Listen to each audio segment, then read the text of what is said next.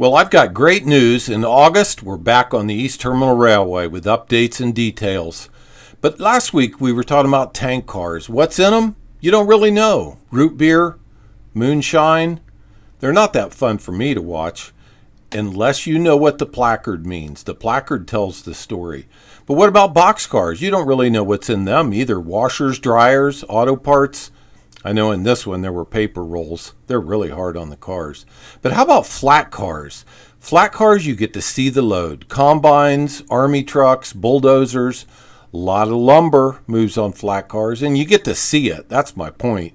Here's drill pipe. A lot of drill pipe in the last couple of years because of fracking. How about this? You get to see large windmill blades. My point is, flat cars, you get to see the load. Here's a large depressed car from Casgro, and go to that site to see those. You remember, we almost got the job of providing a place to move this transformer. Graham helped them move that. Here's a large rotor that's on a flat car. But what do you think of when I say hospital cars? In World War II and World War I, mostly in Europe, they had hospital cars. And they were used to take the hospital to the front, not the injured people back to the hospital. But when I say hospital car, we mean how to take the injured item back to the repair shop. And that's what we're going to talk about today, hospital cars. Here's a YouTube video where you can see more and see them in action. Where did these damaged cars come from? Big derailments. At a derailment, the first step, clear the tracks, get the trains rolling, and then maybe as much as 2 weeks later, you load the cars on the hospital cars. This is the Pat Baker Company loading this tank car onto a flat car, and you hoist it with two side booms, one on each corner, far corners, and then lower it down, put some cribbing underneath it, chain it, put cable on it, fasten it down. There's your hospital car. Where did these come from? Well, mostly tri-level auto racks. And just the standard auto rack, when it gets tired of hauling cars, it's worn out.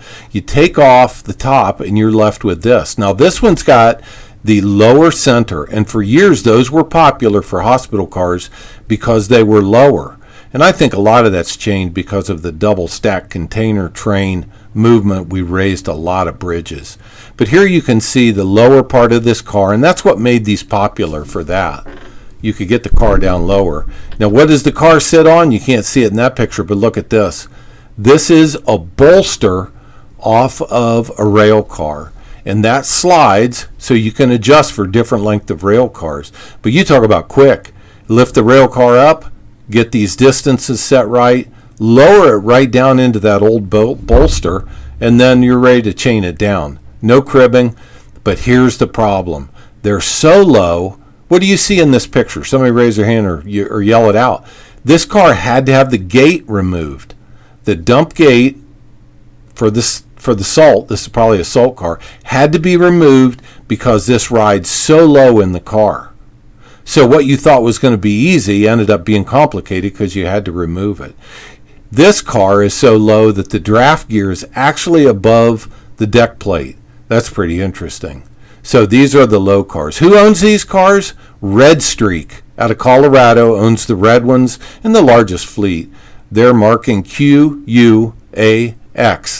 Go to their website. It's pretty interesting. Here's an example of the bolster and the rack that it slides in.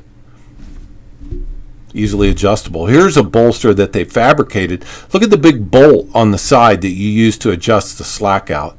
Also notice how well this one's chained down. This is a nice job chaining. We're going to take a look at that later. So what's the alternative? Just a standard flat car. One that would be hauling pipe or other items. And when you order it, you may need to tell them you're going to use it for a hospital car, but they may not care. Because when you get it, it's up to you to fasten the car down, crib the car up. Now this is an example of a salt car where they did not have to remove the gates. So you had to build the cribbing, but you didn't spend your time removing the gates. This is tall, yes, but again, we've raised clearances on so many lines that probably isn't a problem. This is in Bucyrus, Ohio, where this car is probably going to be repaired. So there's another view with the gate barely clearing the deck. So they measured and calculated and built the cribbing. Note there's always room on the end of these long cars for the trucks. And you set them on there. Seems like they're always sideways. But here's an example of the cribbing. Look at all the nail spots where they've stacked it, nailed it together, and then there's pieces of angle on each corner to keep that from sliding. Just rests right on there. Conspicuously missing on this one, the cables that would hold the side of the car laterally. You can tell this car's been damaged. Salt car leads a rough life. Seems like these get transported on hospital cars quite a bit. And there, of course, we're back to the red streak style. Look how low that is. That's low. You'd have much better clearance in this car than this style, which is cribbed up, gates left on, and a taller car. Both hospital cars, but one designed to be a hospital car, the other's just kind of a general purpose flat car. There's a good view of the trucks on the end.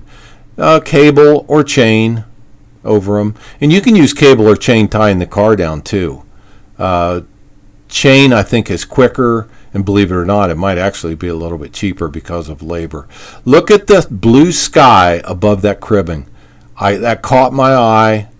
I don't think I could have slept that night had I done that, knowing that car was going out on the road, because there also isn't chain or cable holding it laterally.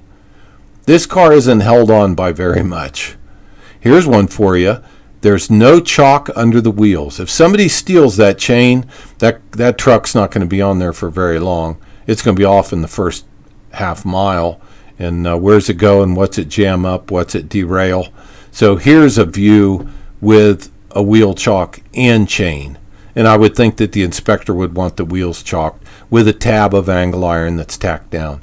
You can weld on these cars all you want.